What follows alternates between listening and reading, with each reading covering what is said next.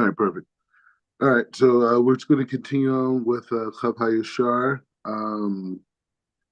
Working on middle, working on behavior, and a lot of times, like when people think about like working on your behavior, working on your middle, they look at it as like a frame of being like obedient, right? Like I got to be obedient, I got to act properly, I got to act the right way, and it's like it gives a vibe of like being submissive, right? Mm-hmm. And so like especially like in hip hop culture, it's been like when we think about it, it's like when we think about it, it's like the whole thing was about being rebellious and having bad behavior. You know what I mean? Not like because you were a bad person and it was natural for you, but it was like a form of like rejecting being straight.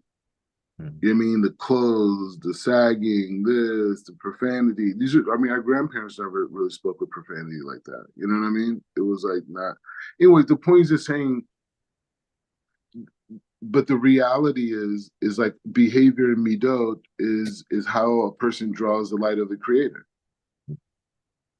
I mean, you want to be kind because that's how you connect to the creator. You're acting like the creator. You know what I mean? You want to be patient, right? You want to be respectful. You want to guard your eyes. You want to guard your mouth. You want to guard your. You know what I mean? Like you want to use everything you want for holiness. Why? Because that's a higher quality of life. Selfishly, if you were the most, say you're the most selfish person, not God forbid you, say Reuben is the most selfish person on earth, right? Reuben is the most selfish person on earth, but the thing is like this: the most selfish person on earth wants to serve Hashem completely. Because like when you break through the layers of really what you're trying to get to, you're trying to get to the light, right? The biggest drug addict, the biggest drug dealer, the biggest politician, the biggest trillionaire, everybody is trying to do. If I just got more, I could connect to a greater form of this light, this energy. That's the whole game. That's what everybody wants, right? So it's just saying that, like, I mean, it's a big idea to say like the whole system is people trying to connect to the life force of the creator. When we go and eat food, when a person says they're hungry, they're not just saying they're hungry. They're saying that my neshama is lacking. Now, the way it's expressing itself is through me being hungry with my body and food, but ultimately is my soul that wants to be fed through the bracha, through the elevation of the neshama inside of the food, right? Wait, did you see the thing with Rabbi Pinkas? So I caught up with I saw you were Zion's giggling, so I need to watch Robert Pinkhouse today. Yeah. He took it to a whole nother level. I already know. Yeah.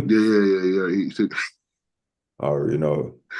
It You was know. great. It was great. So, anyways, but the point is just saying, but he goes into the foods and then elevating the salty something. Anyway, but the point is just saying, like, so the point is just saying that the behavior is a way for us to connect to the kedusha, right?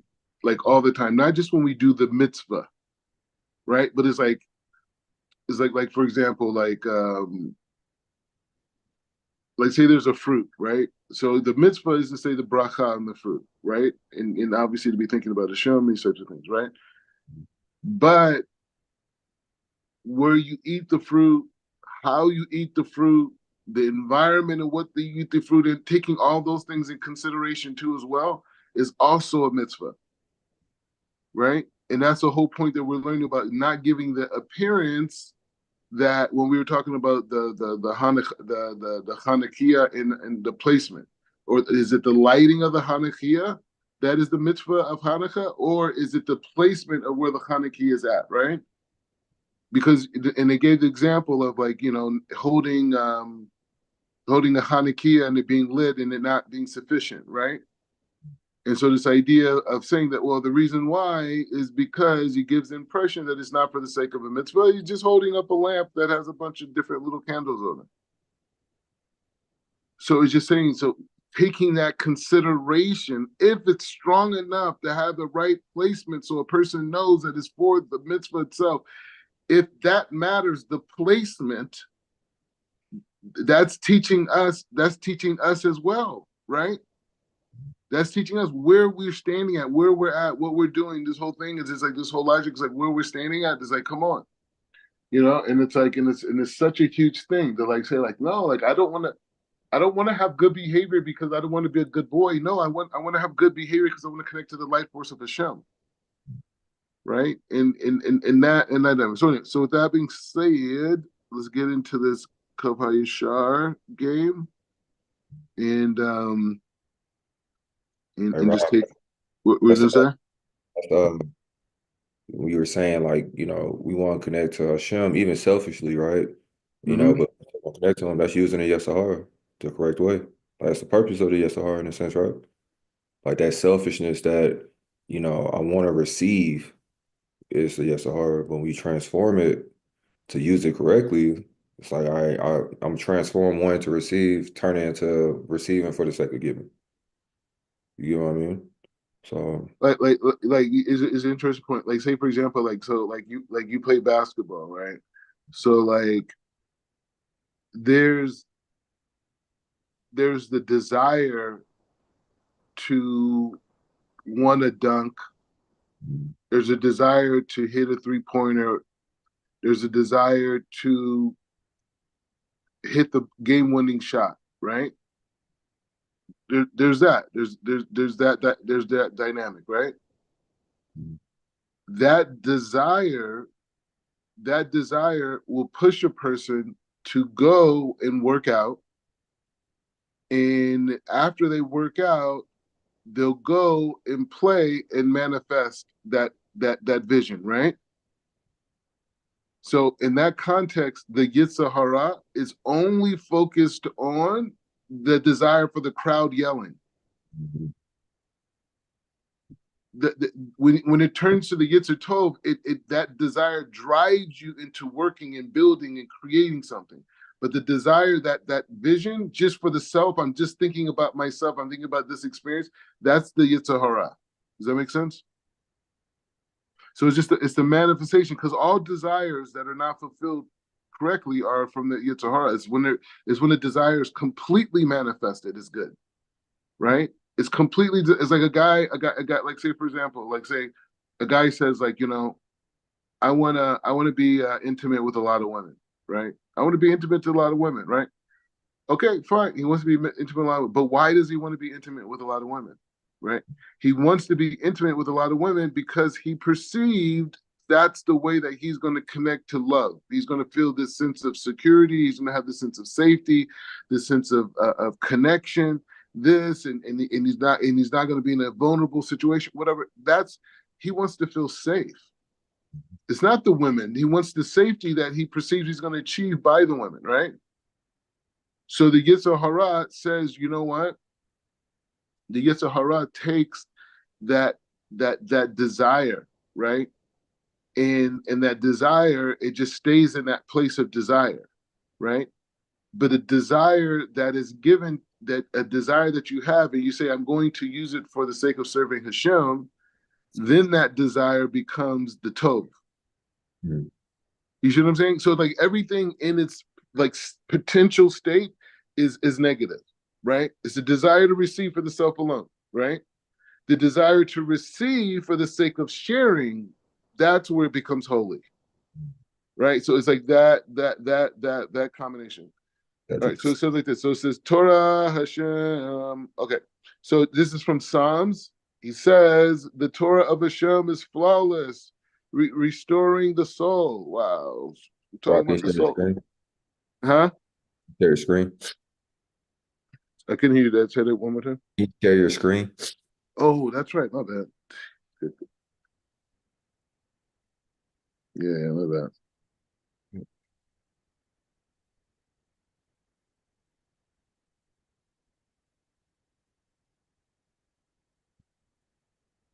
All right, perfect.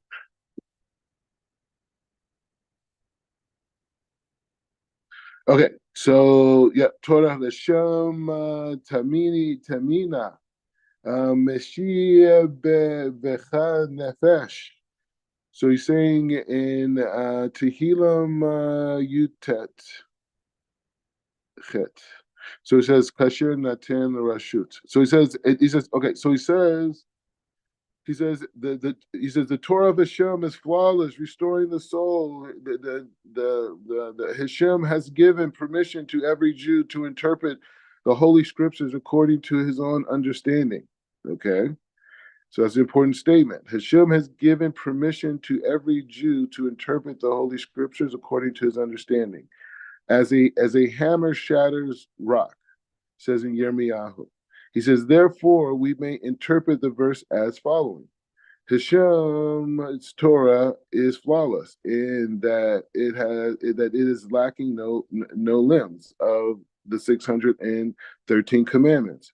It is incumbent upon the human being to fulfill all 613 for they correspond to the limbs in his body.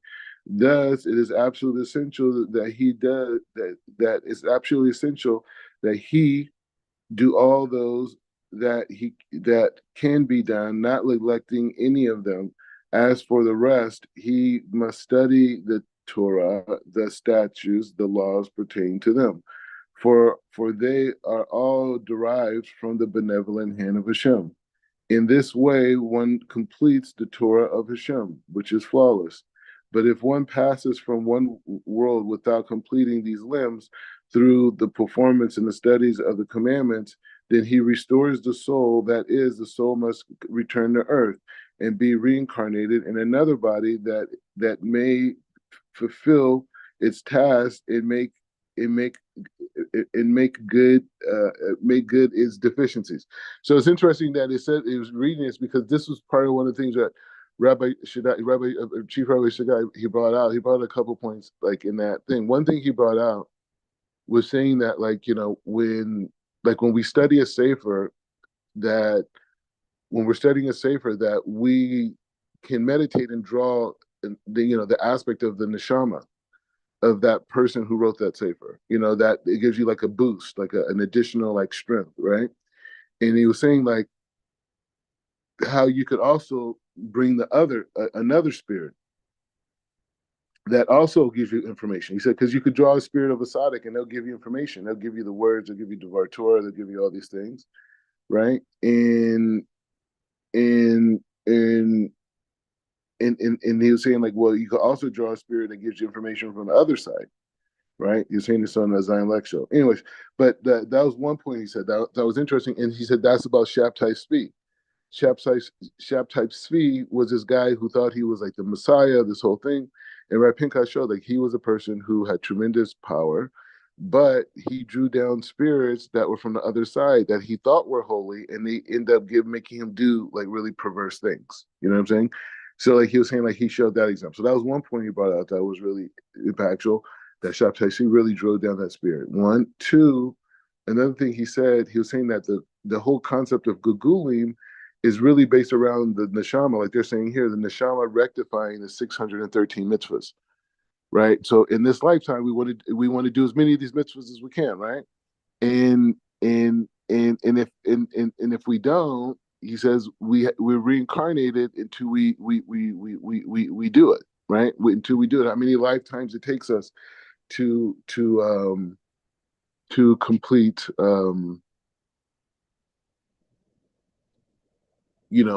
these different lifetimes. Exactly what he's saying here. And then the last thing he said, and I'll move on and back to our thing, he said, he was saying he was talking about the dynamic aspects of the soul. He was saying you could go to a big Knesset, right? You could have say 200 people there, or 100, 300 people there. And he says, and they all can share an aspect at the same neshama, right? So it's I was like, whoa, that was crazy vision, And so he was just saying how we talk about Googling and this, he's there's so many different types of dynamics with it and how they're reincarnated and scenarios and why people connect and this. All right, so it says That's all. Uvi, were you going to say something? Real quick. Mm, So since we're on that point, so I've been talking to you about Kav HaYasher. I was yeah. gonna ask you, I don't know how to do it, but I was gonna ask you, I wanted to before after RV, before I go to sleep at night, ask Hashem if, the neshama of Kav HaYasher can come and teach me halakot at night. Is that something that's permissible for me to do? Yeah, but didn't he have some issues? So what I read was that he was like a brilliant Torah scholar. Like in the I think the article that I sent to you, the Hasidic article, it was talking about a Rebbe who was trying to rule on something. And when he was trying to rule on it, he was at a crossroads. So they said that King Menashe came to him and was concerned and about Holocaust. He was like, listen, you guys are ruling the wrong way. He taught it to him. I was like, whoa. So they started kind of like talking about the Torah knowledge that he had and that he did repent at the end of his life. So he ruled for 33 years in repentance and repentant state. So I don't know. I don't know. I mean, I just, I mean, I don't know. I mean, it's like a thing. I don't know. It's an interesting point. You asked for that. I mean, first of all, you could ask, to learn Torah in the merit of anybody. That's great, right? I mean, that's for sure, right? To specifically have King Menashe come and teach you. I mean, why not? I mean, as long as you're asking Hashem. I mean, what's the problem, right? You with me on that? Or? Yeah. I'm going Yeah, through I it. mean, I mentioned to Rad Pinkas, see what he thinks about it. Like, but I mean, I'm just saying, like, I don't know. I mean, why not? I mean, it's like, all right, like, Moshe Benu, come and teach me Torah. Right? What's the problem? You know what I mean? She says, "Uvi hayot ken yit boten ha'adam asmot sheharai v'nachon so moshalo lehit asel lebelimud haTorah." He said, so this being, right, right, in terms of reincarnation thing. So this being a person should reflect that it is only fitting and proper that he not lacks in the study and the fulfillment of those commandments that can be fulfilled. For who knows what will bring in the future? While a person is yet on this earth, the announcement of his imminent demise is made on high, but does not hear it, and therefore cannot make preparations for himself. But once the announcement has been made in the heavens, the day that his soul must leave his body approaches, then all of a sudden it is made and then he is made cognizant of the decree of his bodily affliction and pain and overwhelm him. But what advantage does it have at the point if he is not prepared enough to do his work from the time from that he prepared himself good works ahead of time? So he says so a person should reflect on only fitting the proper in that he's not lax in his Torah study and fulfillment of those commandments. Right. So he's saying, like, at the end of the day, if you could avoid being reincarnated and have to deal with the madness of this world and just be in the light of Mashiach, I mean, why not? It's a better thing. Ve'ita be'hazohar. Okay, so the Zohar is coming to say, the Zohar writes, when its time approaches for a person to depart from this world, it is a time to depart and is announced 30 days beforehand in the Gan Eden. It was taught during these 30 days his soul departs every night and sees its place in another world, although the person himself is unaware of this. Moreover, during these 30 days he's no longer has dominion over his soul, as he is previously has written, a man cannot rule over the spirit, etc. Okay, so okay, what is he saying here? Okay, so when the time approaches for this person, it's announced 30 days beforehand, okay, in Gan Eden, right? So before a person dies, it's already announced 30 days. You understand that? So, like, it's not like it's a random thing. When people pass away, it's announced 30 days. And it says, as it is taught, this is in the Zohar, during the 30 days, his soul departs every night. So an aspect of the person's soul departs from them every single night and sees its place on the other side, right? Although the person himself is unaware of this, moreover, during these 30 days, he no longer has dominion over his soul, as he previous did, as is written, a man cannot rule over his soul. Okay, and Rabbi Yehuda says, once these 30 days begin, a man's advantage darkness is formed, and he can no longer be seen on earth. So his shadow cannot be seen. That's why they do the shadow thing. So anyway, so this is the idea. So the whole thing is, so death is not immediate, as the non-Jewish world wants us to believe. Death is a spiritual process where the soul leaves the body over the period of 30 days. And these 30 days start after it's decreed in the heaven. After it's decreed in the heavens. Rabbi Yitzchak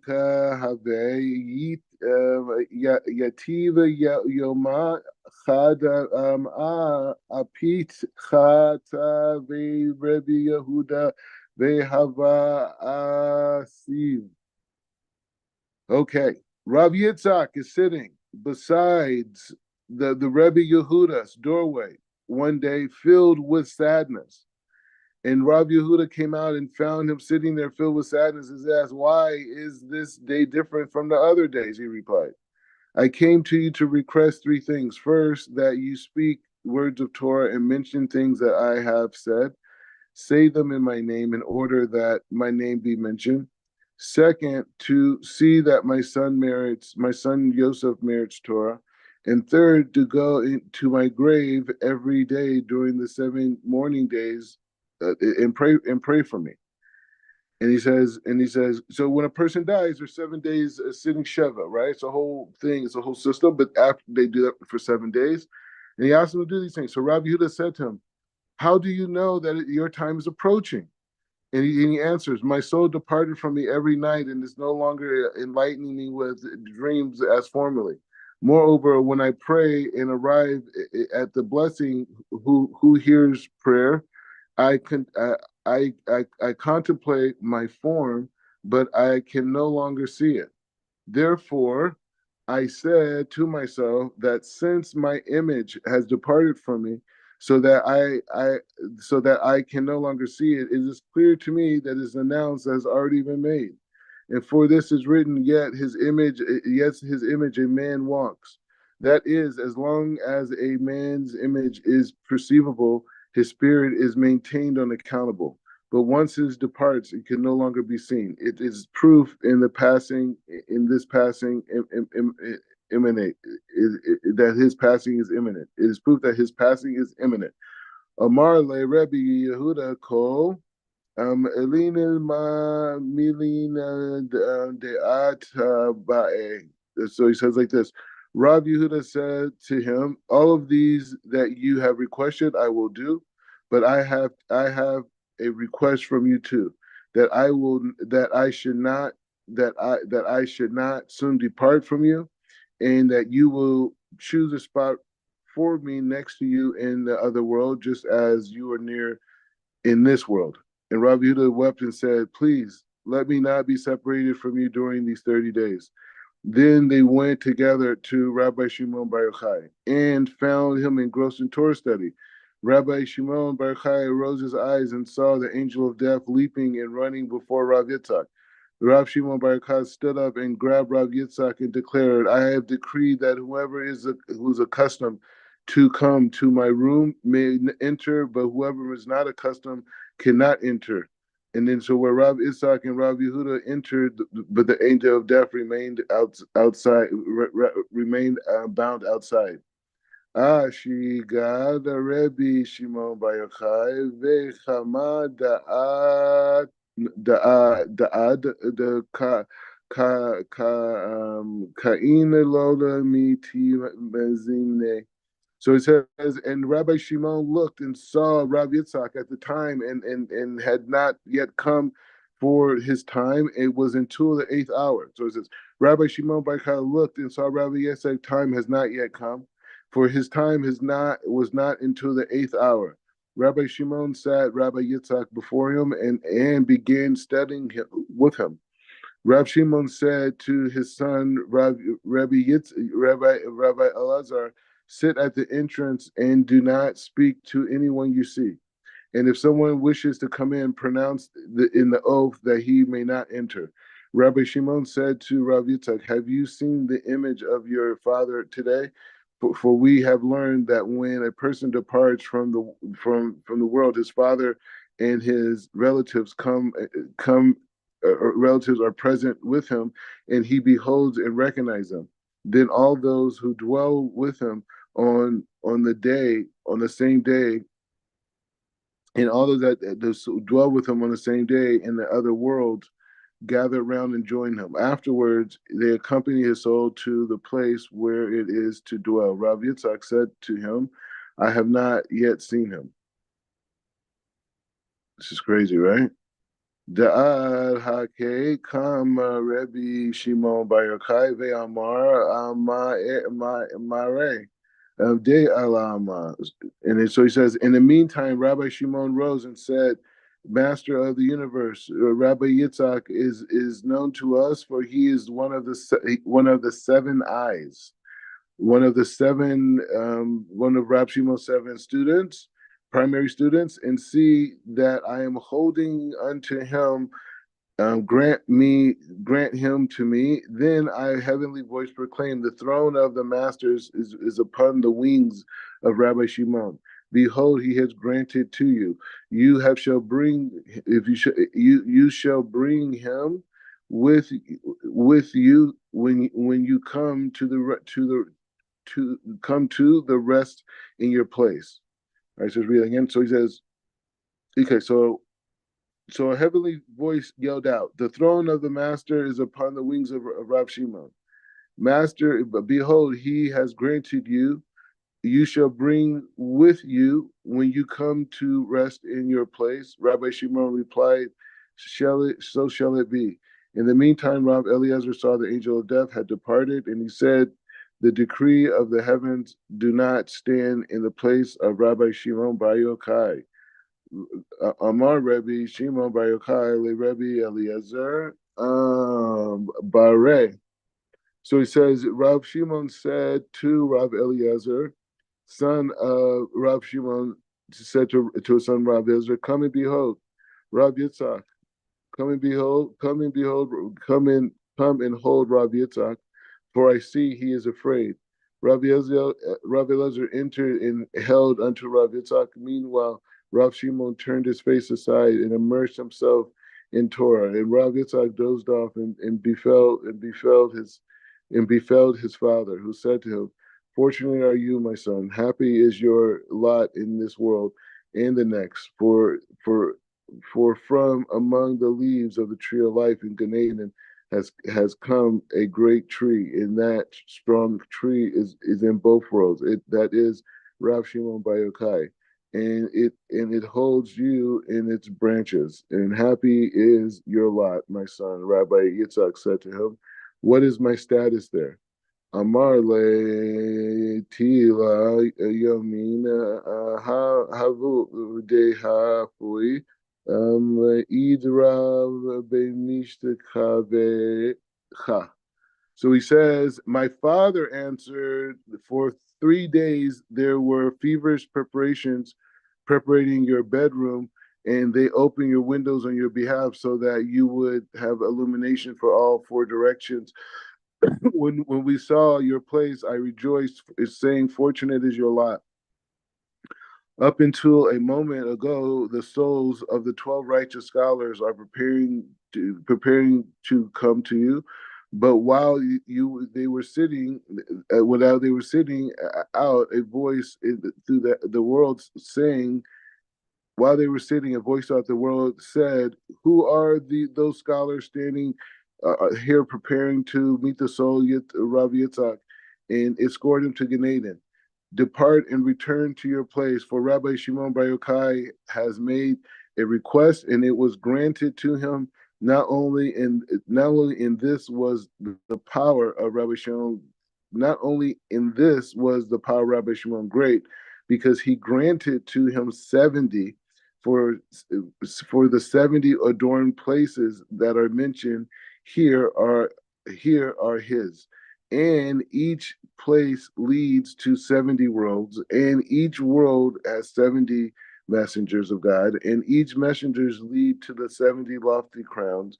From there, the path leads to the obscure ancient one, so that they would view the lofty sweetness and one who emanates and delights all beings. And as it says, and behold the presence of Hashem, and to mediate in is in his sanctity. What is the meaning of the of to mediate in his sanctity? This is written in my house. In my house, he is trusted. Okay. Vayomer haba kama zimna yehivu li behahu alama. So he says, and Rabbi Yitzhak inquired, Father, how much more time has been granted to me in this world?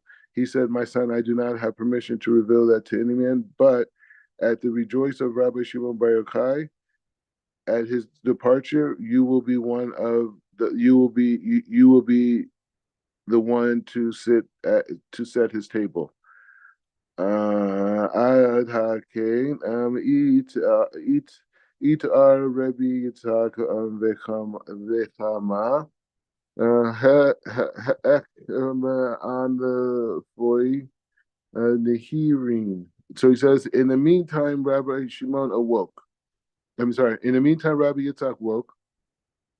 He was smiling, and his countenance was shining. And Rabbi Shimon noticed and looked into Rabbi Yosef and asked, "Have you heard any new? Have you heard anything? Have you heard any new?" He said to him, "Most certainly." He related to him all that he had seen. Rabbi Yitzhak prostrated himself before Rabbi Shimon and refused to leave him, but toiled continuously in Torah. From that day forward, Rav Shimon never separated from Rav Yitzhak. Rav Yitzhak would enter Rabbi Shimon's presence and he would call out, Hashem, steal me away and be my guarantor. He said, as it says in the book of Yehoshua, this is the prayer of Rav Cheziahu at the time of his. Okay, so this is a story. This was the prayer of Rav Cheziahu, King Cheziahu. I don't know if I'm saying that right. At the time of his illness, but Rabbi Yitzhak said it in his expression of praise and thanks to the Holy One, blessed be He, for He stole away him. So He stole him away from the angel of death and delivered him. Vehanafkuta mize she'asarika ha'adam lehit palala et ze le'et masoa. So he says this outcome, the outcome of all of this is that when it comes time for the outcome of all this is that when a person's time comes, he must pray that Hashem takes him from peace to peace. And this prayer is mentioned in the Mamba Avdos in the second day of the week. Let him have in mind that he should be guaranteed the death of the righteous. We should ask for that. And for when a righteous man dies, he is met by many other righteous souls that come to escort him to Gan Eden, and he wishes them peace. Afterwards, as they are escorting his soul, three classes of angels will arrive, declaring, "Peace, peace be upon his resting place." This is the meaning of the prayer, "Take me from peace to peace." This is like unbelievable in the Sefer.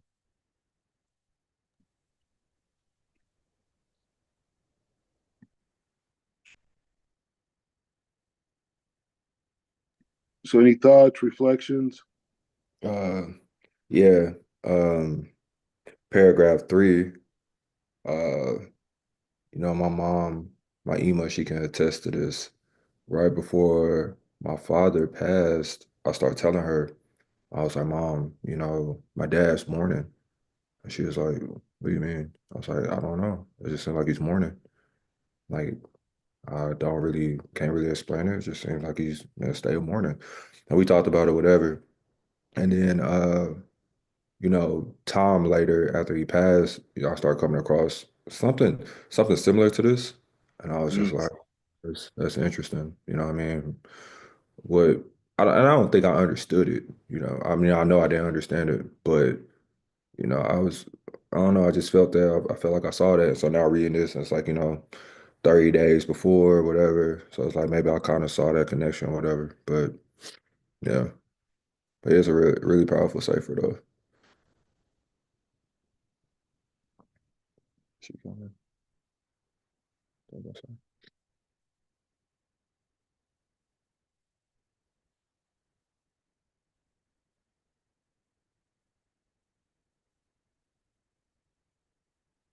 Hmm? Yeah, it is called. Mm-mm. It's, yeah, it's gonna get hot. Mm. Hmm. And Rob, here comes the Isha. Right Oh, on time. right now? Yeah, right on time. All right, cool, perfect, perfect. Once we got through with that chapter. But yeah, I have to talk to you about that though. You know, it was intriguing. Like, I don't know. Like it wasn't like he was sad. You know what I mean? It was just like, but it was like it's like he slowed, like it was like a piece almost that he had. You know what I mean? Yeah. It was like otherworldly in a sense. You know what I mean? Just his demeanor, everything, it just kind of changed. It was interesting to like when I would talk to him, he was really, really calm and really like introspective. Like you start talking about, rest, and he start talking about, being at peace and Mm. talking like this. But just studying that chapter just reminded me of that.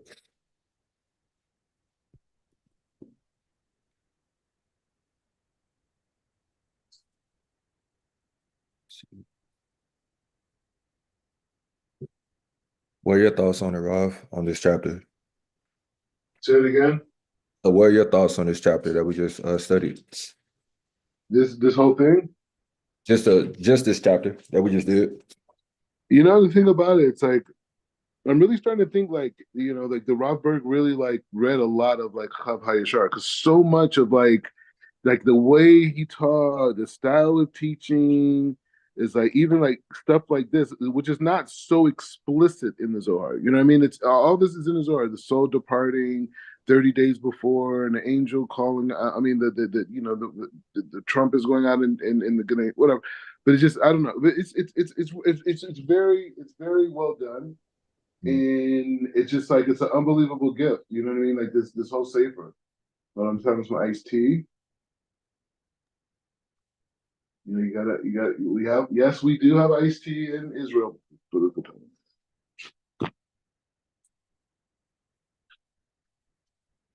Okay.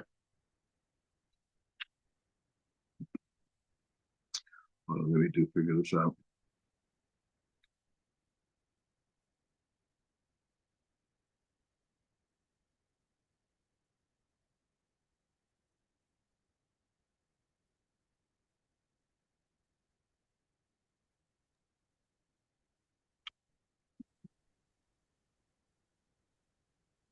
Hmm.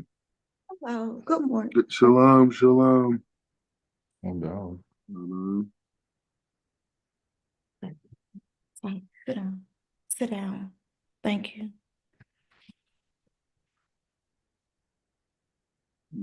Okay. All right. All right. Anyways, so it's great. We're back again at it again. We're here. This is exciting. This is such like a great, opportunity, for me to like just to have this class with you guys because I really see this as being the future, right? I really see this being the future. And one of the things, we spoke about it before, maybe we didn't, I don't know how much, but the thing is saying that like in our generation, when you think about like the structure of marriage, right? The structure of marriage initially you could say like the last say the thousands of years, right? Marriage has traditionally been on the basis of men being kind of like the provider force in like or hunter source in the protective source, and women have pretty much been the homemakers, or meaning they had children, they were dealing with the children, whatever. And I'm thinking like like agriculture age, which isn't 1,000 years ago, but like agriculture age, and then going into the industrial revolution, and you just I don't want to do this like thing. I know you're academic, so I'm speaking that perspective, but I'm not trying to go into the historical progression of marriage. But I will say that the relationships in the past were very much around men being the protector and provider, and women being homemakers. And because of the advancements of technology in capital, in business, in the marketplace, that's changed a lot. The cost of living, a lot of things, right? So that's changed a lot. So now women don't, in a lot of cases, don't necessarily need men to provide for them, and also because of the laws of the land, you know, um, women are pretty much safe. They're not gonna, they're not as much of a vulnerable position. I mean, to a degree, there are still things, but largely in Western society, the laws pretty much, protect women just as much as they protect men. And so now you think about it. So now, what is the basis of marriage, right? If she doesn't need me to protect her and provide for her, and if I don't need him to protect and provide for me, what's the basis of the relationship now, right? And I think that's why a lot of couples, I'm one of those. I mean, I'm just saying, like, just being like, being in that reality as well myself. That redefinition is a challenge now, right? Like, what is our connection? What is it about? Like, what is our, whole thing? And so I was going to bring it inside the text, but we're not going to do that because we're going to do like a little, like a video. We're going to have fun. But the thing is, there's a famous story about Moses' parents, right? And his parents, were at a time, the Jewish people were in Egypt, and it was a really difficult time of slavery. And the sorcerers came to Pharaoh and said, "Hey, there's going to be this child that's going to come, and he's going to redeem these people, and the whole thing." And so Pharaoh's like, "We got to kill these kids, this whole thing." And so Moses' parents, who were the leaders of the community, they were Levine, they took a position and said, "You know what? We're going to get divorced. We can't do this. We can't have these kids. We declared for the boys to be killed, right?" So his parents got divorced, and it created this whole cycle of divorce within the community, right? Where no one to get value, this whole thing. Now you could kind of compare this where we're at in this midrash to the African American community, right? Like we're in America. There is this aspect of social, there is a peril force that is doing subjugations. I'm not going into like I'm into creating reality, right? So this isn't like on that space, right? But it is important to see context, right? And so and so and so the point is that the story goes that Moshe's one night, Moshe's, maybe it was an angel, Shem, whatever.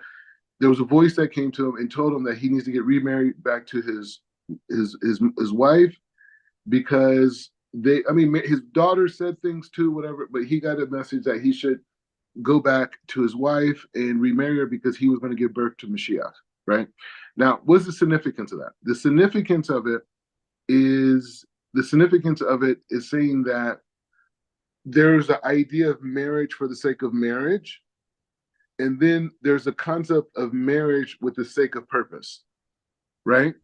And I'm saying that there's the ecosystem of marriage that's just like, okay, hey, you know what, we have a good life, we make money, we make X amount of money, and we have this, and we have children, and we send them to school, and they grow up, and they're good, which is a very important thing. Don't get me wrong. But then there's another aspect of life where it's like, okay, yes, we do those things for sure, but we have a goal, we have an intention to help a lot of people, right? To empower other people, right? Not just African Americans, all people, like you said the other day, right? And so this idea of being in that mindset of having a sense of social responsibility, right? And actively being involved in community and community work and dealing with the dilemmas of community, along with having a job and working in these things. But that sense of social responsibility is something that has to be incorporated into the relationship, right? Like in our tradition in Judaism, we have things all the way down to, hosting meals, right, for Shabbat, right? So you have guests over for Shabbat. You have a Shabbat meal. You prepare a meal. This whole thing, blah blah, and you have guests over. You guys may ever do it. I don't know, but I'm just using that as an example. Okay, okay, yeah, fair enough, fair enough. He never said he's never said you. I just saying I don't know. Your husband surprised me. I mean I don't know certain things that comes out. I'm like, oh, okay, I didn't know. You know what I mean? So the point is, the point is just saying that this idea of social responsibility and being in being the cause, being the cause of the environment. It's not the effect. Like, oh wow, this is going on. That's crazy. No, but being a part of that, right? And so that's the co-concept of this idea of couples learning Torah together. Why? Because now we're saying that my relationship with this person is more than just a physical dynamic, right? Or even an intellectual dynamic. When two people are learning from the Torah and they're sharing perspectives with each other, there's no right or wrong, right? Right? There's no right or wrong. We're allowed to interpret the Torah. We're allowed to be creative. We're allowed to, I mean, we have a system that there's one creator and these types of things, but in general, we're allowed to say, like, when I think about that, I think about this, right? I think about, sometimes when I used to give classes, I used to read a lot of stories about business leaders, right? Like Bill Gates and Michael Ovitz and all these different like people who made a lot of money. I used to read their biographies, whatever. So sometimes I would use stories from business leaders to be able to convey the idea, right? So we're allowed to interpret these things, but the point is that's still coming from within me, right? And so the next level of saying that, well, if marriage is not about this idea of me needing someone to provide for me financially or needing someone to protect me and these types of things, right? If marriage is not about that anymore for us, what is it about? And the argument that the sages are making and the argument I'm making right now is the fact that the marriage is to be able to connect two souls together, and for those two souls to be able to bring down a powerful light into this world for all of humanity. And in the way that those two souls are binded together is through the idea of connection to God and recognition, right? So when I learn, when a man learns with his wife, or a wife learns with his man, what a woman learns with her husband, she's learning about his soul. She's learning about how he sees things, how she sees things. And it's a way of connecting and recognizing each other in our uniqueness without without it being just on an intellectual basis, right? It's coming from the internal aspect, things that remind it. Like I was just learning with your husband earlier, and they were talking about, one of the issues they're talking about how a person passes away and the whole process of it, really heavy stuff, right? But the point is just saying, but he was talking about his father, right? So now I'm learning about him on such a deep level, right? Like he goes to work with tons of people. He works with people every day, hours, right? He has friends, known for years. None of them know that part of him, right? Because that's what the Torah brings out, right? And so, like, even when you see, like, when we have Shabbat meals, right, and you invite guests over for Shabbat, you understand that you see somebody you may only see them on Shabbat, but if you see them on the street, it's like a cousin. It's like, what's up, man? What's going on? Blah blah blah. Because you're just building with them on Shabbat, and you had this intimate spiritual experience where you recognize an aspect of this soul, and he was doing blessings, and you're doing blessings, and you're saying Torah. He's listening. People are responding. People are laughing. They're having drinks. Everyone's laughing. So it's like this type of a thing. This type of a thing is a recognition of an inner self. We don't even do work on Shabbat, right? Because the whole thing is the soul. The fact that you even want to participate, you're saying like, hey, I am leading with my soul. I'm leading with this aspect of myself, and you recognize it, right? And I'll say, like, even me, I'm married. We've had different challenges, right? But at the end of the day, the only thing that we have that connects us is Torah learning, in that connection, right? And me having respect for her in that way, and me knowing that part about her that allows me to trust in a way that her actions, if it was about the actions, I'm out. I can't. But because we have that deep relationship on that level, then you could have empathy, right? Because I understand what she's struggling with as a human being outside of me. right? And as a woman and dealing with responsibility and all these new things, right? And you could hear that in how she talks about how she understands a particular verse. If you're looking for it, right? If you're looking for it, right? And so that's the key, because there's always going to be difficult times in relationships. But how can you trust that person, even when their actions at times betray? Is because you know them, right? Just like your parents sometimes. It's like they've forgiven us so many times for things that we did. Why? Because they know us. They know us. They're like that type of thing. Okay, whatever. Parents, it's different. But the point is just saying. So that's the idea, and so that's the culture that we're talking about creating, right? Is this culture of you're gonna love this learning culture, right? That's it. We're creating learning culture. My mom said she's big time professor. She says, the reason why the reason why African American and Latino kids score lower than Asian kids is not because they work less hard in college. She said they work study just as many hours, the whole thing. She said the difference is when Hispanic and Black kids get together, they talk about all types of stuff. They talk about what's on TV, the football game, what's going on. Asian kids, when they come together, they talk about the class and what they learned. And so she's saying, because that learning culture, she said the same thing with kids who are in suburban communities when their parent picks them up from school and said, "Hey, what did you learn today?" And the kid said, "We learned this, and then the parents are asking more questions and this and blah blah blah. And this learning culture is what creates, this refinement of the information, but also exploration, creativity, right? And so we're saying that culture is not just limited to the Bible, right? It's creating it in the home in general. We're learning culture and learning in discourse around ideas and information becomes paramount. You have kids, they wake up, they notice, hey, mom and dad are literally talking about a verse, and mom is talking about a source from the 17th century. Dad is talking about a source from from CE, whatever, and they both do, and they're talking about it while they're making breakfast and this whole thing, blah blah blah blah blah. You know what I mean? And they're just and he's listening to her, right? And he's recognizing, and he's validating her thoughts, right? And she's validating his thoughts, right? And so this system is the basis of how a lot of Jewish homes are created. They're created with learning culture, right? Where everybody's involved. The kids come home from school. They at Shabbat. You know how many houses I've been to on Shabbat? The kids are giving presentations. I'm like, God, I gotta listen to this.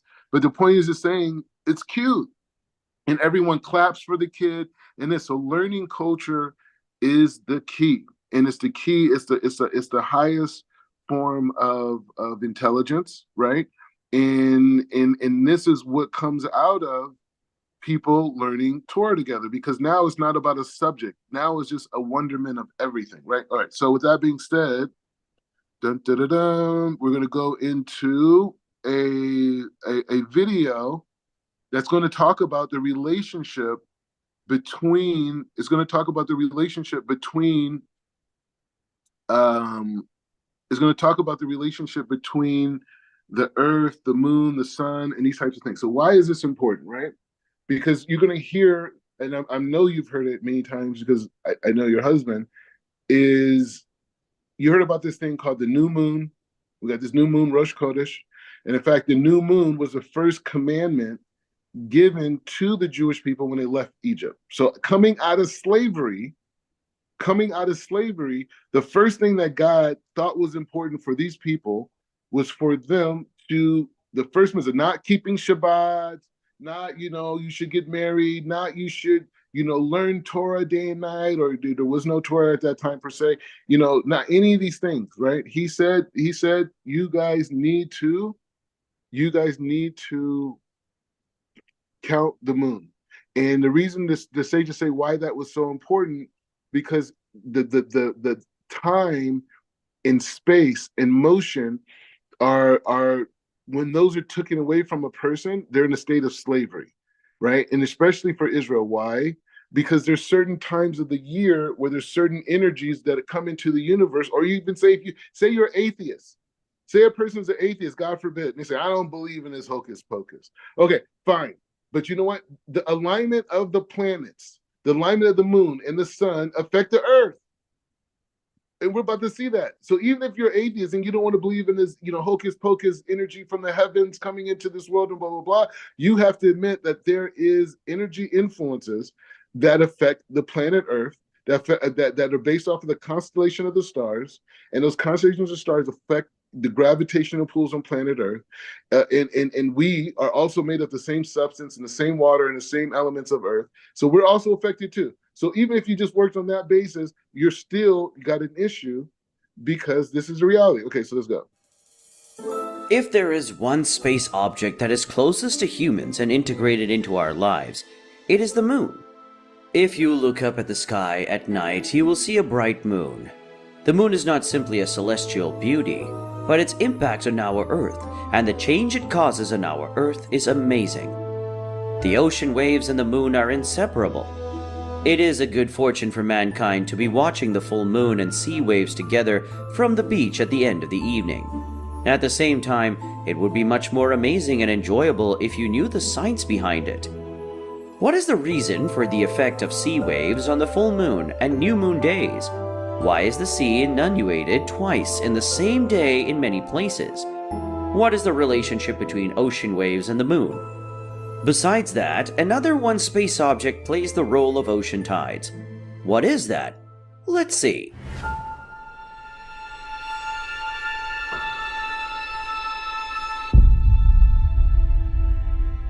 Many of us don't know the difference between waves and tides. If the wind blows fast on the land, it hits the soil particles on its surface and creates dust layers at that place. Similarly, when the wind hits the surface of the sea, it vibrates the seawater up and down, causing it to rotate and form waves. These waves move from the center of the ocean towards the coast according to wind speed. Usually this wave is 1.5 meters to 3 meters high. Tides mean the rising and falling of the water level of the sea.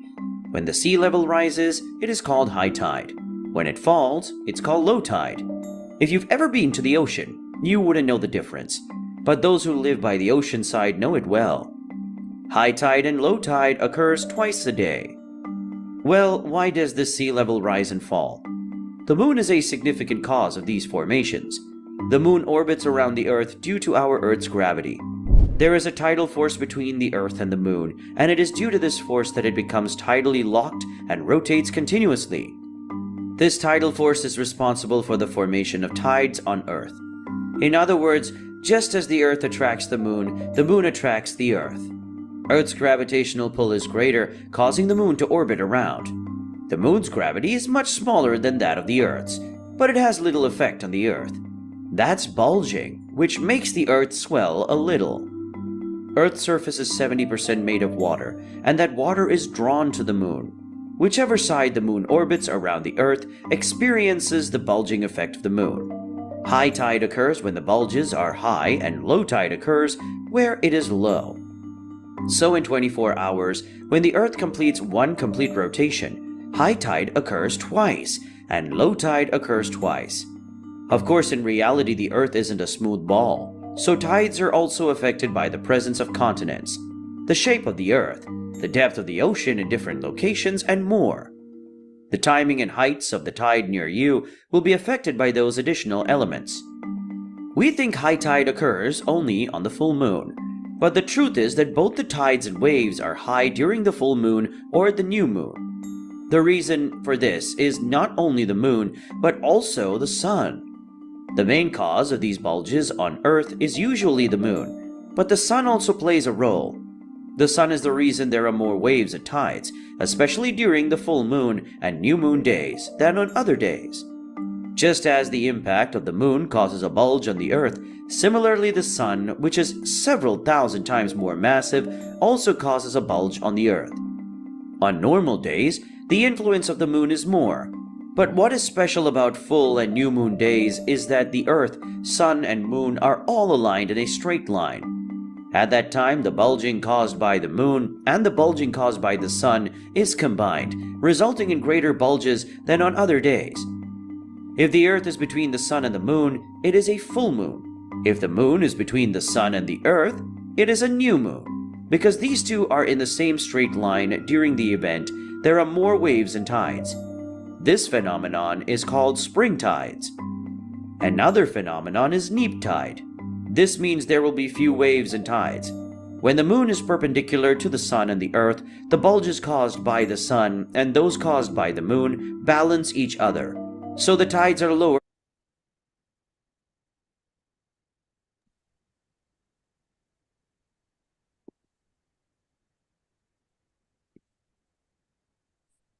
Okay, so that's one idea. So the idea is to say that when we're talking about this whole thing, we're saying at the end of the day that the rotation of the earth, how does it happen? We say it's God.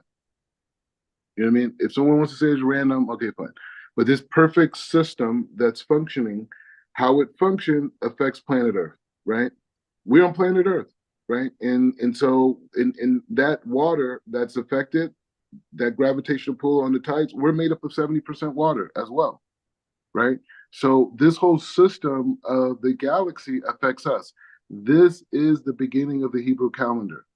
This is the calendar. This is the system that God gave to Israel when they left it, when they gave to Israel when they left Egypt. Why? Because now a person, in order to be spiritually in line, they have to have the right time, right? I mean, because spiritually, it's not just reading a book. It's saying that there's a certain time sequence that exists in the earth, and accepting that time sequence, then that's the beginning of going inside of the Torah, right? Because that idea, because before we said like this, the human eye sees less than 1% of reality. We saw that. We saw the video quantum physics says. There's a whole 99% happening around us. So this energy that's happening around us is based off of orbiting and movement that's happening around us. That's where the proper energy flow is happening around us, right? So we can't see that. In our mind, everything's just still, right? Because we're just seeing images, right? But there's a whole thing happening all around. So how do we know which way to engage? And if we're not engaging the right way, maybe that's us not being connected, which leads us to maybe becoming slaves. So that's the idea, is to say that, and we're going to go further. I'm going to bring some text to really go into another point. It's just to say that when we think about this concept of, when we think about this concept of the rotation, right, and we think about the system of the universe and how it affects us, well, how do we respond to that, right? How do we respond to these influences? How do we rise above them? As we're taught that, we rise above these. How do we do that? And how does these different effects of these different cycles, how do they affect us, right? How does the time during the winter, right? How does that affect me differently than the time of the summer? Like I said, well, one I'm cold and one I'm hot. Okay, fine. But what about spiritually? Is there an effect during this time versus that time? Or is it just physical? Because we know that there's a whole 99% happening around us. So obviously there's different energies every month based off of the fact that there's different influences on planet Earth. And there's certain expressions of that energy where they have peak times in the 1st and the 15th of the month, right? When you can see the moon in the 1st and in the 15th. So it's saying that these things are the basis of why we read the Torah. So every single Torah portion that we read every week is giving us an insight to the quality of the energy that exists at this time. Like, for example, we're in a time of reading about Yosef, right? And we are also in the time of Hanukkah. Okay, fine. So look at the time now. We are in almost the apex of the winter Celsius, right? This is when the sun is furthest away from planet Earth. This is when the days are shorter. This is when less things grow. This is the time of concealment. So the whole story of Joseph right now is basically living this miraculous life without speaking to God. His father Jacob spoke to God. His grandfather Yitzhak, Abraham, Noah, all these people. But now Joseph isn't speaking to the Creator. Joseph is going through things that seemingly are terrible, where he's out, he's finished, game over, sold into slavery, and not just on the physical side, on an emotional side, right? On emotional side, his family sold him into slavery. They abandoned him. No one came looking for Yosef, right? And so that dynamic of that emotionally, the dynamic of being in places physically, is the Torah is teaching us how to navigate during this time of the year where everything's concealed, not just physically, but even spiritually. The Torah is matching what's going on in the seasons. The seasons are matching what's going on in the cosmos. The cosmos are reflecting God's will. It's a complete system. It's a total system. So you're not just learning about, hey man, the Bible said this week. I'm not concerned with that. I want to understand what is it giving me insight to understand. How do I navigate through this world where I only see 1% of reality? Like, how do I navigate through that, right? All right, so I'm gonna bring this part. Hold on. Any points, any ideas and statements on the video? Go ahead. What's yours? Not so far. Not right now. Cool. All right, cool. Give me 1 second. Yeah, but it's an interesting thing too, because in academia, everything is so departmentalized. You know what I mean? Like everything's all into these sections and categories, and it's interesting. Like when I say stuff to my mom, she's like, "Oh my God, that's so profound." But it's like it's not profound. I just went deep. I just connected one thing to the other. Like I didn't like it's not like I was talking to her about like how much education and the needs of the workforce need to be more congruent, because all the changes and these other. You went further. You're saying not just do it like this, which is the STEM, this whole STEM thing, right? Not just STEM. You're saying no, we need to be connected to providing the skill sets for the current workforce. For me, that's not a brilliant idea. That's common sense, right? But the point is saying academia. You know what I mean? Hold on. It's behind. So yeah, so we're saying taking a holistic approach. Here we go. We're saying taking a holistic approach to education in general, right? And saying that what the education that I'm connecting to has to do with the way my soul is affected by the environment around me, that is based off of a series of conditions, right? One condition being the people that I'm around. Like, what is their spirit? What is their consciousness? Two, the physical, geographical area that I'm in. What type of energy there? How am I connecting to it? Then the time of the year, like meaning season, right? What time of year is it? What's going on? How does that affect what's going on? And then from there, I'm going to look at what is going on in the cosmos, like what's going on, like what's happening, which I would be aware of because of the seasons. And then from there, I want to be able to understand what is the unique light that's causing all of this to happen, right? And how do I connect to this unique light? How can I elevate this light? Maybe I'm in a place that's a little bit lowly. I got to elevate it, right? So those are the things that we're trying to train our mind, that every day when we go outside, every day we wake up, we're thinking of multiple frames, right? We're thinking about our soul, we're thinking about our body, we're thinking about our husband, our wife, we're thinking about our children, our future children, we're thinking about our community, we're thinking about the collective righteous people in the world, and we're connecting to what time of the year it is, the season, the day, the week, the whole thing. And all this is a part of my process of waking up, which is a whole thing. We'll get into that at a point, but right now we're just focusing on Torah study.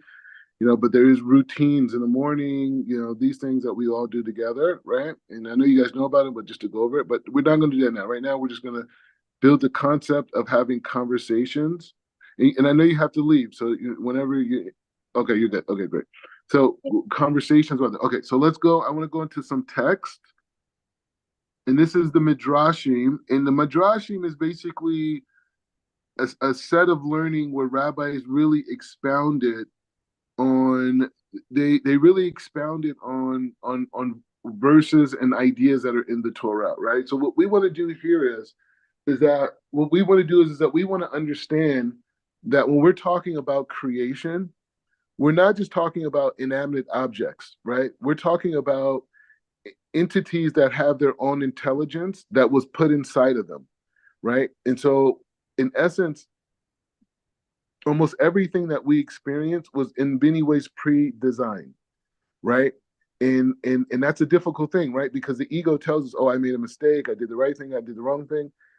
Or this happened or that happened, but all of this was already pre-designed, and we're going to see that everything was pre-designed from beginning of creation. And so the point is, if that's the case, what is free will, right? If everything was pre-designed already, like me, the family I lived in, the neighborhood, the challenges, the effects of my personality, and all these things, what is free will, right? And that's what we're getting to. Hold on. Okay, so it says Amar Rebbe Yochanan Tihin in Hit Nana Hakadosh Baruch Hu Im Hayam Sheyae Nikara Lifnei Israel. So he says like this. So Rabbi Yochanan, he says like this. He says, the Holy One, blessed be he, stipulated a condition with the sea upon its creation that it should split for Israel, and that it is written that the sea returned to its power. Okay? So what's being said here, right? It's saying that when God is creating the 6 days, and we're going to go more into it, when God created creation, he didn't just create, the waters, the mountains, the seas, the rivers, the birds, of this. No, every bird, every rock, every water, every drop of water, everything has a commandment given to it and why it functions the way and how it's going to function for all time, right? No matter how it transforms and goes to this thing and that thing, no matter what, everything has DNA. Like that tree that you see outside your house, that tree has a set of rules and a set of instructions that God gave it that's going to exist for the duration of that tree, its branches, its roots, the whole thing. Okay, so it says like this. Rav Yirmiyah bin Elazar says, it is not only with the sea alone that the Holy One, blessed be he, stipulated, but with everything that was created on the 6 days of creation, that it was written. So here he brings a verse to prove this. My hand stretched the heavens and commanded all the hosts. It says in Isaiah. Right from when my hand stretched the heavens, I commanded all the hosts. Right? I commanded it that the sea should split for Israel. So Israel goes to the Yam Suf, right? They have this huge act of courage, right? They defy their oppressor, they defy their fears, they overcome their limited belief systems. All these things, they overcome that and they say, we're going to run and we're going to leave this reality and we're going into somewhere new. As they decide to do that, right? And they get even a blessing from the Pharaoh to get out of here, go, leave. As they leave, they turn around and a whole cast of people are running to bring them back, right? And so the sages teach us, like us, when we go and do something new and we try something new or go on a new path in life, that we can learn from this experience of the Jews leaving Egypt and the Egyptians telling them to leave, right? And they leave and then later chasing them. Those are our past regrets, right? So when we grow spiritually, we're going to have all these people running behind us say, come back. You know what you did on this day. You know what you did on this month. You know who you are. You know, keep going. You can't keep going. You got to come back here. You can't do better than where you are before. You're going to lose. And so this is what Israel is going through. And then as they go further, they see this humongous sea in front of them. They're like, oh my God, there's nowhere to go. There's nowhere to go. And we got all these people running behind us coming to kill us, coming to destroy us, wanting to take us back to this unlivable state of slavery. And so what happens? God split the sea and he walked through it. But we're learning here that information was given at the beginning of creation.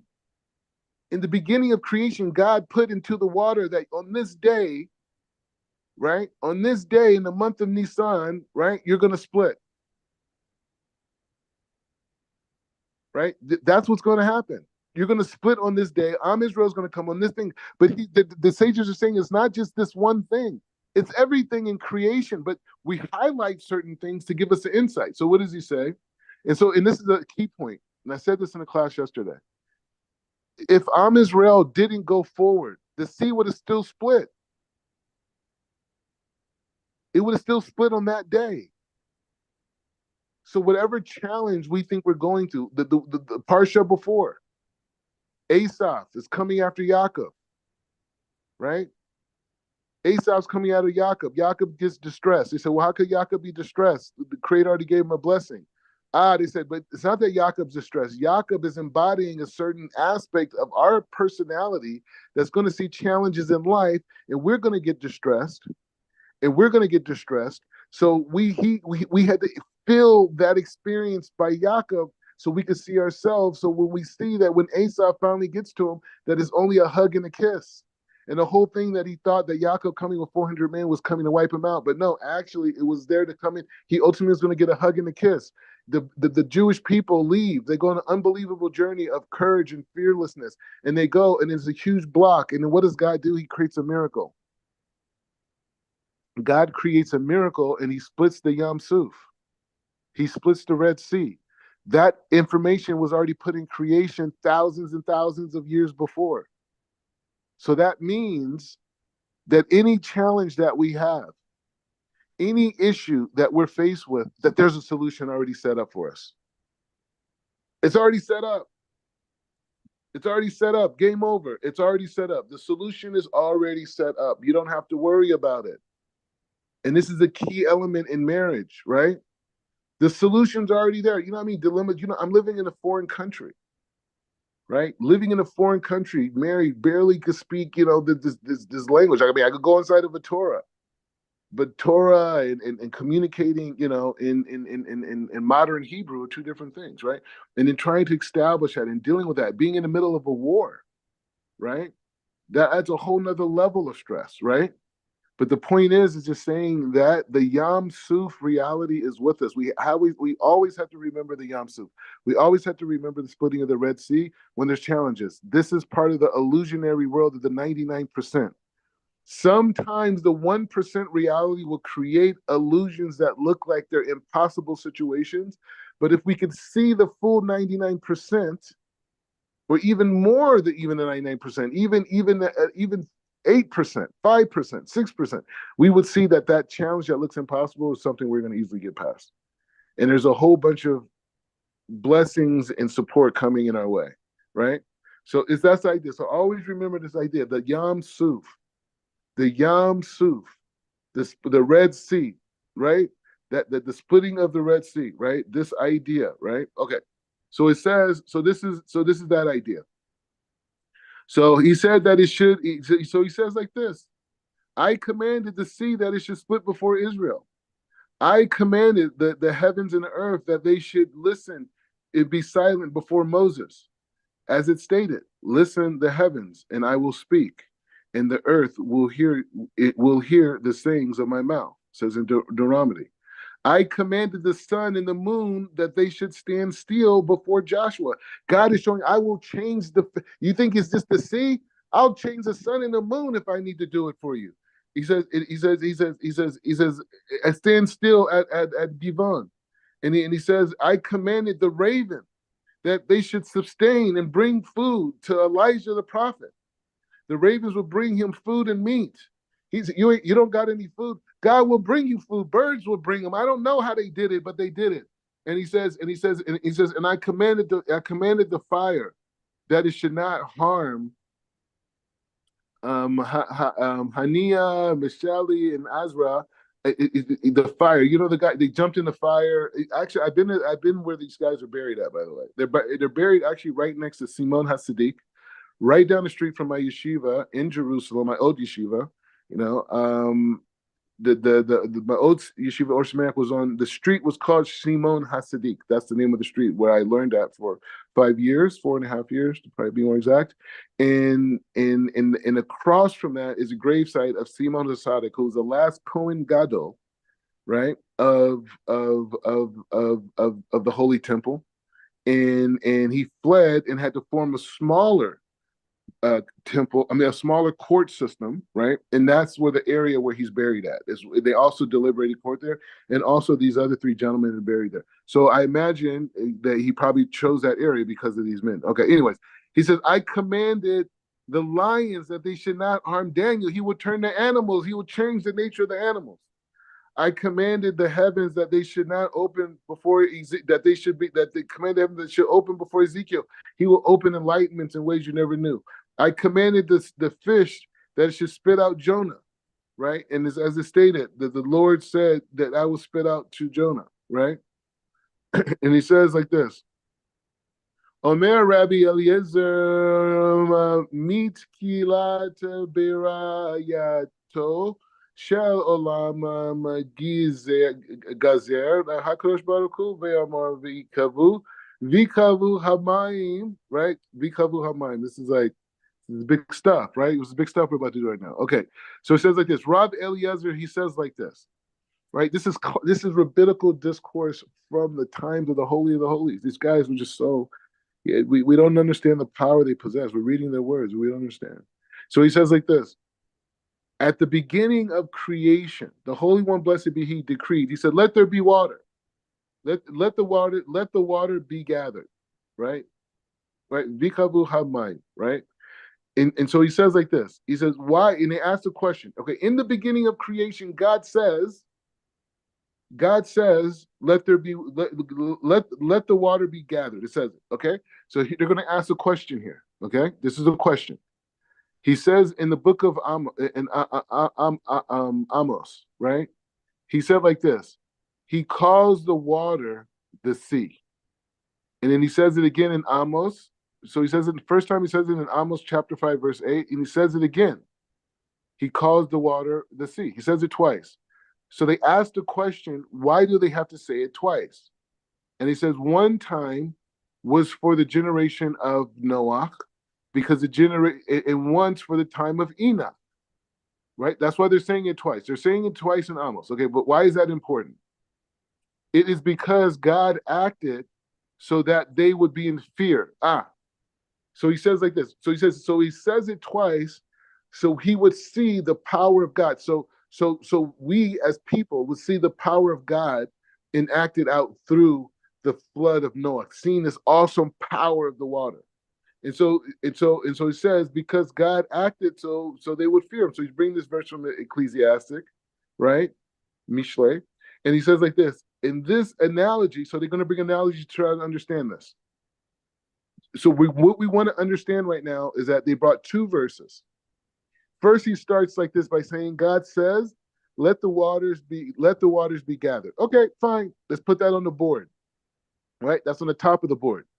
Then underneath that, in the middle of the board, is these two verses in Amos, one in chapter 5, one in chapter 9, and both talk about he calls the water of the sea. And so they said the reason why is because he wanted to show us the power. God wanted us to see his power, right? God wanted us to see his power, right? And so he says that thing. So he's going now, to understand this idea, we're going to bring an analogy, a metaphor. And his metaphor is about a king, is about a king that has his whole providence rebel against him, right? And so what does the king do? Everyone rebels. They want to do a whole mutiny, this whole thing. And so the king sends out powerful legions, all of his biggest troops on their biggest horses and their biggest things, and they surround the entire province, not to kill the people, but to show them his power. Like, I know you guys are wilding out. You guys got excited. You had some drinks. I get it. Calm down. Look what you're talking about here. I have a military. Okay? We will crush what you're doing in a second. Calm down. Fall back. So he's doing that to show the power. So why is that important? So it says in Psalms. He says in Psalms, together, he heaped together the water of the sea. He heaped together water of the sea. So it's that so he says, so what is this concept? So why did God have to gather the waters to begin with? Because the waters had to fear God. right? So God gathered the waters so the waters would fear God in the same way that we fear the waters because of the flood of Noah. You understand? So, anyways, so hold on one second. Okay.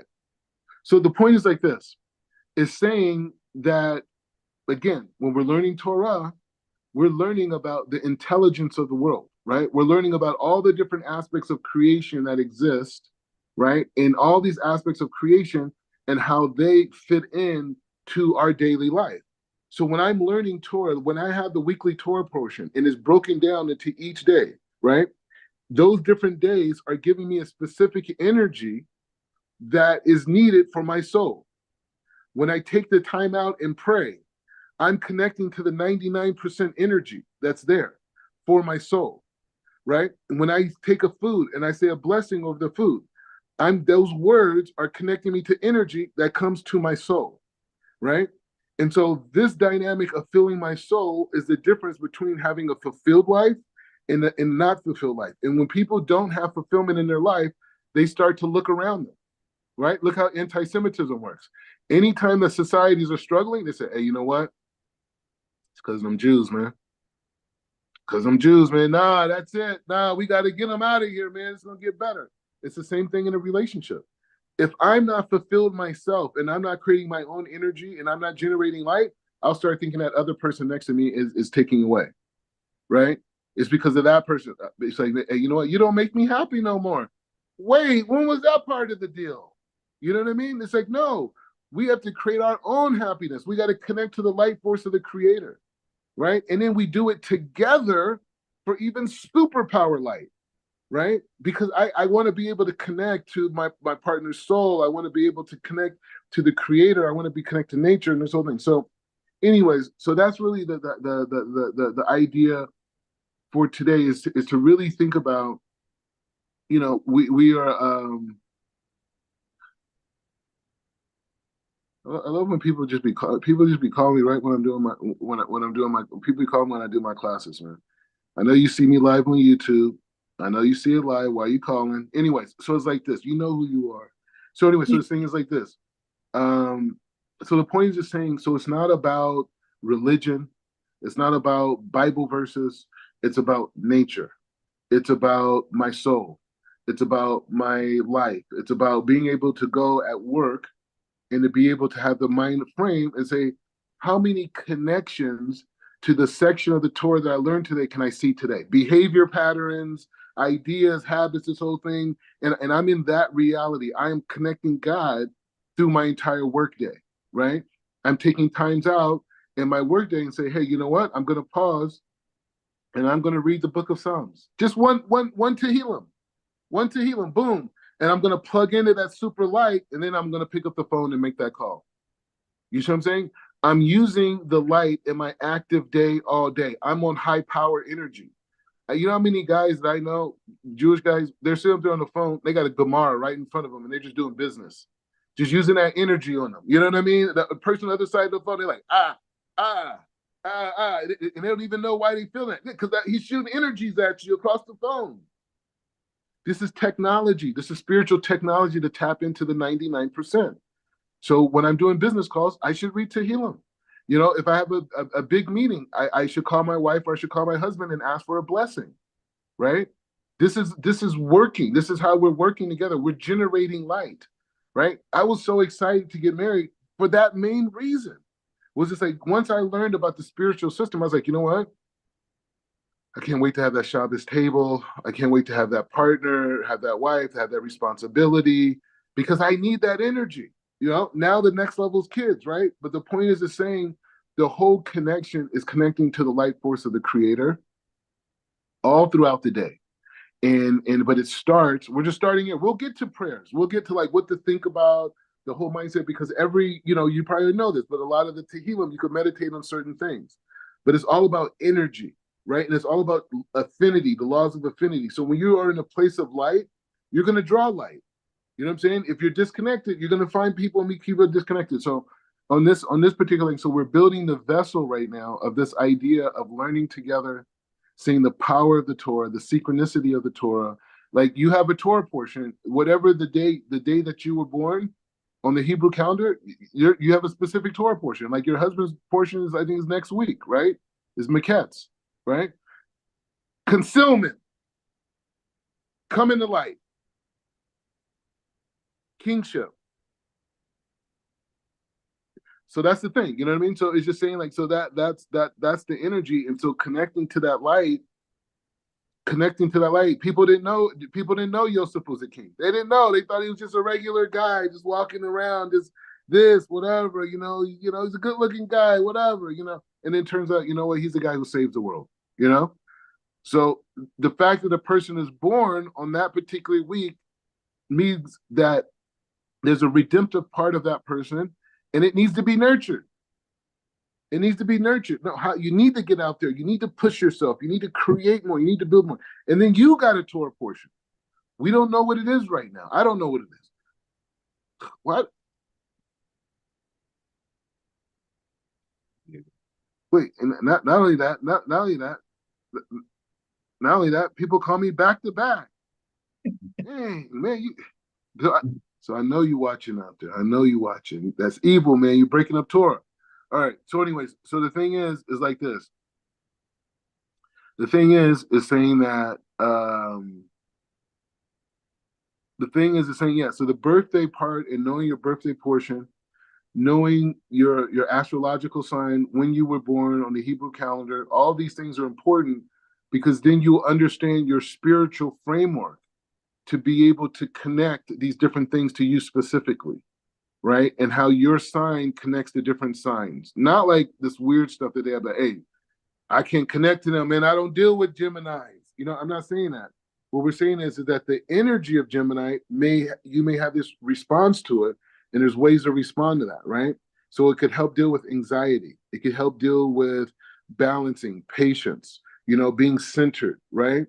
And so all these things are important when we're dealing with a lot of work stress, when you're dealing with home stuff, just family, different things, whatever, is being able to be centered and to be able to be, present and to be able to project, like, I don't know if this is even a word, infinality, right? Just complete this infinite abilities in seeing that you're not stuck and fighting against that 1% reality. But the key is what loosens that grip is the Torah study, not just once a week. Now, I'm not talking about us. I'm talking about in terms of the couple.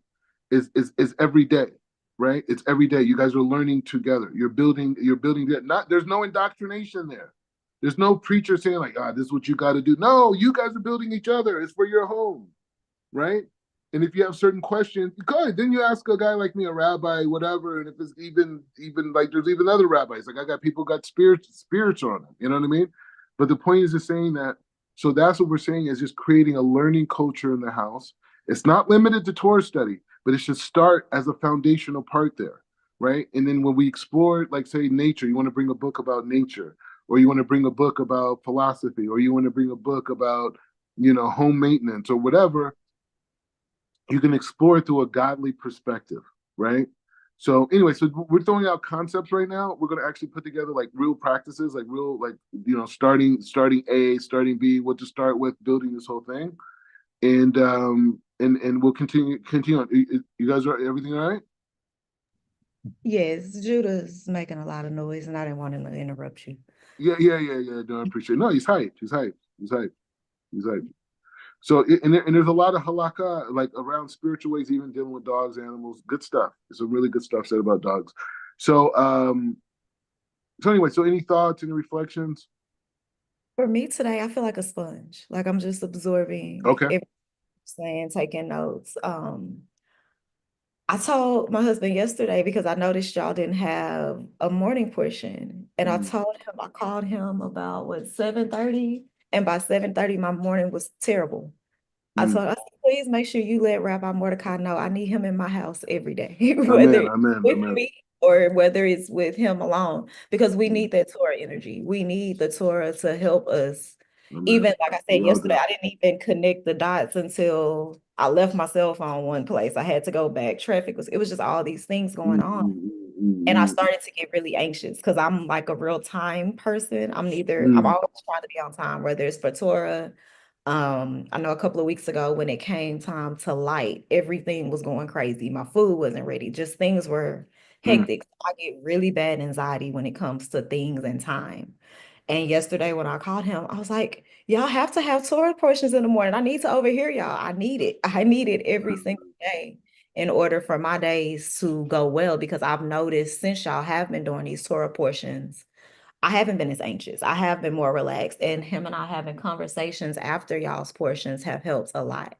So today I'm just taking notes and being a sponge, because I yesterday was a rough day for me, but I know today's gonna be much better because we started with Torah for sure. Yeah, it's going into it, and then as we get more into it, it will go slowly. We'll go slowly, but the thing is, there's certain meditations that could be done in the morning as well to help, like having those breathing in and being centered and thinking about the day and doing the certain reading certain things, but reflecting on it, and then being in that place, and then you go out to the day.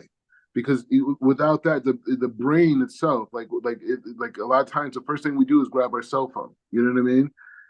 And the brain does not allow to come out of this like sleep state into like this like alpha state into recognition, and we speed up the process, and that adds a lot of like anxiety on the subconscious level we don't even realize. So when we wake up in the morning and we center ourselves and we don't run to our phone and we think about the universe, we think about the creator, we think about our love, we think about how much we're blessed, we think about how thankful we are, we think about these things. These allow us to be in a state of centeredness, a state of peace. And then as we get through that process, then we go into the phone and then dealing with the world and those type of things. But it's at a completely different level, right? So we want to change our perception of reality, or expand it. Not change, it's great, but expand it and add an extra coat of spirituality to everything. Everything is connecting you to the infinite source. Everything is a message. Everything is a sign. Everything is a symbol. And so, yes, it's real information, but what else? What else is going on underneath it? What else is going said? When you hear people talk, even walking down the street, what that random thing? Why did you hear that? Not to be like crazy, but just to say like, no, I'm aware. I'm present. You know, you're able to look at the trees, you look at the plants, you're able to look at animals. I'm aware, I'm present. You know what I mean? And having that as a basis, and it changes the whole dynamic. And so now when people say, oh, I want my wife or I want my husband to be my peace, but what are the tools to do that? How can I be someone peace if I'm not at peace? If I don't have tools for peace and I'm dealing with thousands of images every day, and I'm dealing with hecticness, and I'm dealing with traffic, and I'm dealing with fumes, you know, from exhaust and people honking and this, and then going to work, blah, blah, blah, this, paying bills. How can people be each other's peace? Well, we're just so focused on this kind of like military lifestyle. You know what I mean? And there's nothing wrong with it. It's good. America has a good system. I'm a proud American. However, the Constitution says we have the right to pursue happiness, right? And so within that frame of pursuing happiness, I got to create balance. I got to create peace. I got to do those things. So anyway, so I think today's Thursday. Me and your husband, we do like a really short tour thing tomorrow on just the weekly tour portion. You're free to welcome in. I'm going to have another couple that's also in Texas, by the way. They're further up northeast, something. I don't know. He'll explain to you. But it's a family. They're married. Like I think almost, is it 20 years? Less than that. Anyways, but they have like 10 kids, and all the kids, and they're just they came from the Israelite culture and came over to more of a rabbinic type of Judaism, this type of a thing. And so they reached out to me, and so we learn every week too as well, similar things as you guys. And so what I want to build to is that once we get a foundation, that there could be men and men study groups and women study groups, right? And being able to do that and start to expand a study group culture that we could all learn together, but then everyone could break off into their groups. And that's a part of this system where we could have like basically like a yeshiva, right? Or seminary, both, where women can come and learn Torah and have a systematic way to do that, to go through commentaries, to go through different sources, whatever, share perspective. They could talk about women's issues, right?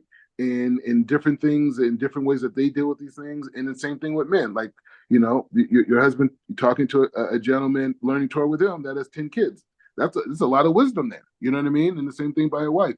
So these are the types of things on not just the Bible verses are being exchanged, but perspective, right? Just like we're sharing perspective and you're learning about me and how I see the world. It's the same thing. And so this is what creates deep and rich relationships. And then eventually that could turn into spending a Shabbat together. You know what I'm saying? And so these types of things. So we're building slowly. It's just ironic you guys are both from Texas. So that's also Minei Shemaim. And so from the heavens. And so we'll keep building on that. So they're going to join us for on Friday. At the same time that we've been doing it. I think it's 13 because we like to do it a little bit. Is it 13 we do it at? Yeah. Yeah, 13. Yeah, 13 we do it at. And so wait, hold on. Or do we do it at 14? Well, on Fridays it's a little earlier because you have shop. It's 13. You're right. Okay, so yeah, so we're doing that. So we'll do 13, and I'll send him a message right now to remind. And he watches your classes too, so he's aware of you guys. He wants to connect. So anyways, so yeah, so we're gonna do that, and then we'll keep building out. But the key thing is just learning culture. That's the key. Once you establish learning culture and people are learning from each other, and that's another problem with society in terms of capitalism. It's like as great as it good, it creates a competition-based culture. That competition-based culture and being number one and victorious is great for the pursuit of goals, but it's problematic when it comes to like learning from each other, right? Because it's this need to dominate, this need to control, this need to have power, this need to be top down, right?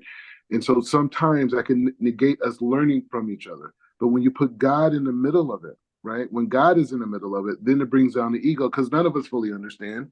And we only could do is speak from our perspective. And once you create a culture of just speaking from your perspective, then you're building out the uniqueness, especially with kids. The kids, and this is just my opinion, the whole key is finding them how to tap into what makes them unique. That's the key. How does the child get to a place where they look at what makes me unique as a human being and what type of life do I want to pursue that's based off of my unique code? You know what I'm saying? And so that's what we're trying to get to within ourselves, and we want to teach humanity that. Like, right, that's the key. The key isn't religion. The key is being able to use a spiritual system to tap into your uniqueness so you can express it in this world and thus live the reason why you were given life. That's it. That's the whole game. And so the system, Shabbat, this, Torah, learning this is all about my uniqueness, learning about my uniqueness, learning about other people's uniqueness, and learning about my uniqueness. Anyways, so you guys have a blessed day. God willing, I see you guys tomorrow, B'vat Hashem, and we should just continue to learn. And this is a beautiful, and then obviously it's recorded, so you can always look back on it. If you have any questions or you want to share it with anybody, feel free to as well.